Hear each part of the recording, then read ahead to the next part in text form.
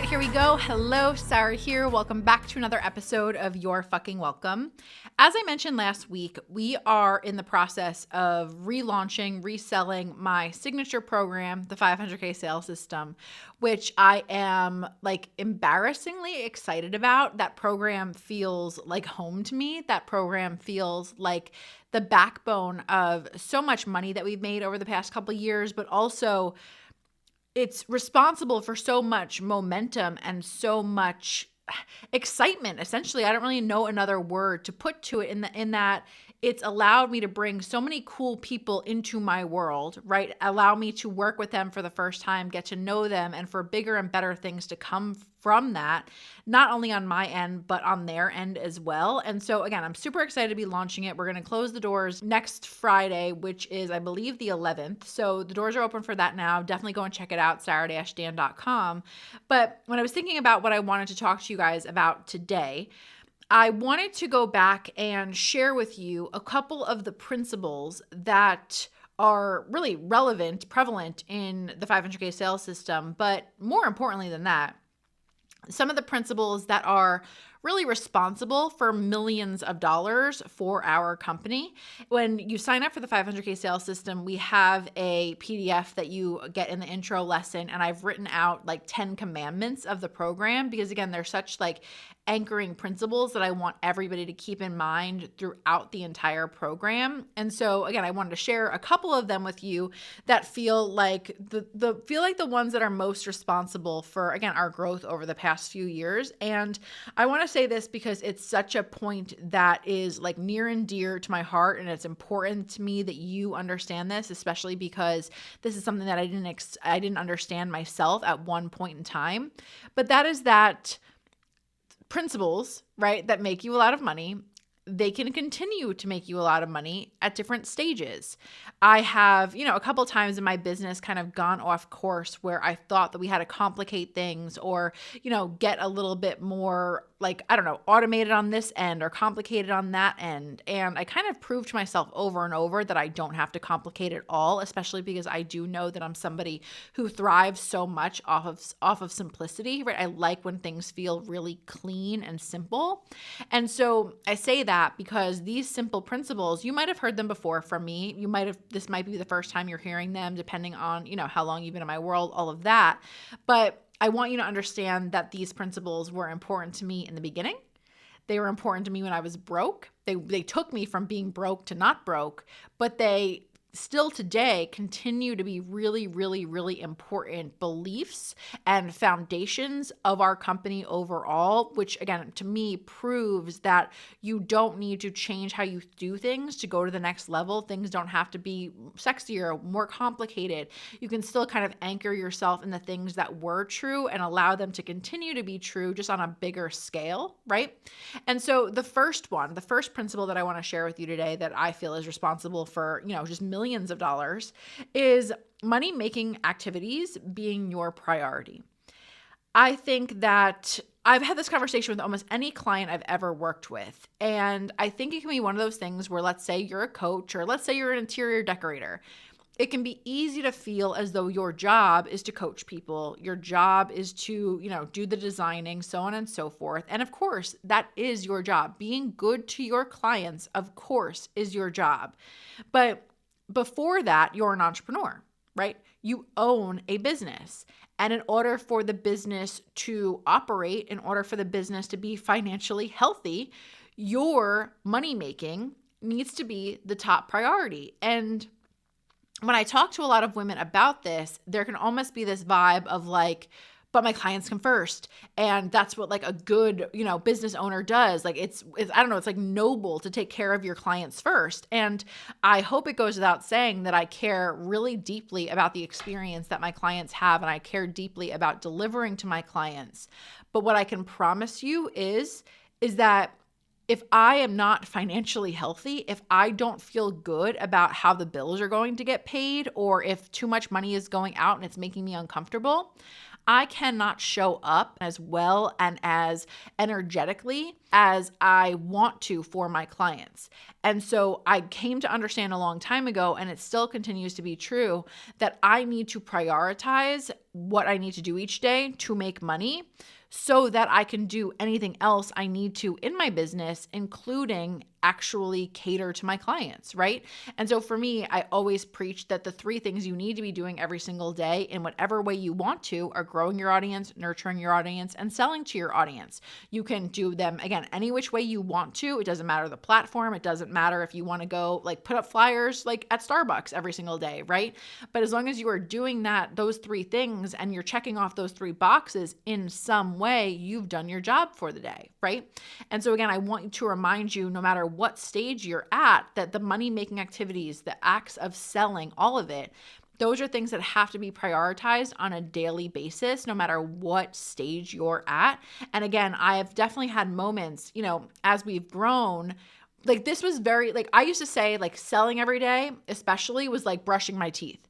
Like the idea that I wouldn't like write content and sell something, like it was just like, it was laughable to me. Like once I got in the habit of doing it and once we were making so much more money, like it was just the thing that we did. Have I had moments over the past few years where I almost felt like I took a break from it and I put it on the back burner at moments? Absolutely. I absolutely have. But when I come back to that very anchoring principle of like putting that first and carving out the time to do it, it's always, always when more money, of course, is made than ever before. And more importantly, it's when I feel the most sane and the most calm, because again, I'm compartmentalizing. I know that those things need to get done. They get done, and then we can move on with our day. We make money. Everybody else is better off served because I'm in a good place when it comes to finances and knowing that those money-making activities are done. And so again, I want you to understand that no matter what stage you're at, these are things that you're never too busy or you're never too you're never too well off, right, to prioritize. And I think it's really, really, really important that you embrace that no matter what stage you're at. The second principle is probably my favorite and probably the one that I'm most passionate about, but it's that you are better off with more customers than with more cash. I see so many people really not embracing this online in their businesses. Everybody is so obsessed with the big amount of money that they want to make. And that's not wrong, to be clear. Wanting to make a lot of money is not a bad thing. Wanting to charge high prices is not a bad thing. I'm not saying it as though those things are negative things to want. What I am saying is that it's a very big mistake, in my opinion, to not recognize that there's so much value in your audience and there's so much value in the person that pays you, even if it's not this enormous payday immediately, right? I don't have the numbers off the top of my head. I wish I did, but I shared this on a masterclass a couple weeks ago. But long story short, I guess it was December, I had some of my clients here for a mastermind, just a meeting, and we did 2 days of, just brainstorming and all that kind of stuff, dinner. And the second night we were at dinner and I was looking around the table and it was, I think 6 people came total, but it was 5 at dinner. But anyway, I was looking around and I was thinking about like, everyone was talking a little bit about how they first, like when they first bought something from me, what their first experience was, whatever. And I remember messaging Gretchen like immediately after. I was like, can you add up like these 6 women, like how much they have paid me over like the course of a lifetime, the lifetime like value of each of them.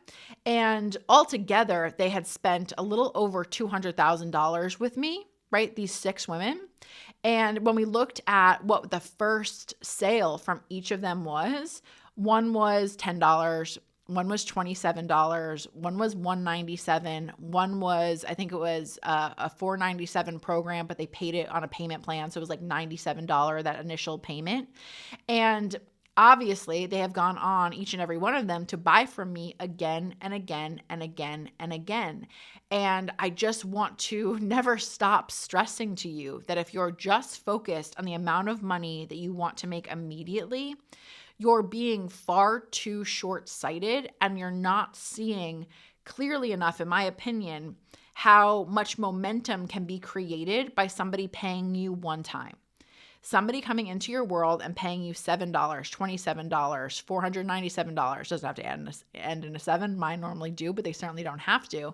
But any of those numbers, that person can have the opportunity to get to know you a little bit better, to experience your work, and have a reason to want to continue with you. And to me, those are the very best clients, right? Those are the very best clients. I would way rather have return people who enjoy my work and want to keep coming back for more and more and more, versus one person pay me one chunk of money. Not that I'm mad at that, but at the same time, it only, it can only go so far so often, right? Like a lot of people don't renew, so on and so forth. I like the idea of just serving more people and allowing more people to experience my work, and more people having the option and the opportunity to continue with me at different levels if and when they want to. And again, by doing that, I mean, again, as I've always preached, it almost feels like, and this sounds callous when I say it, and I don't mean it in a callous way, but like it almost feels like an insurance policy, right?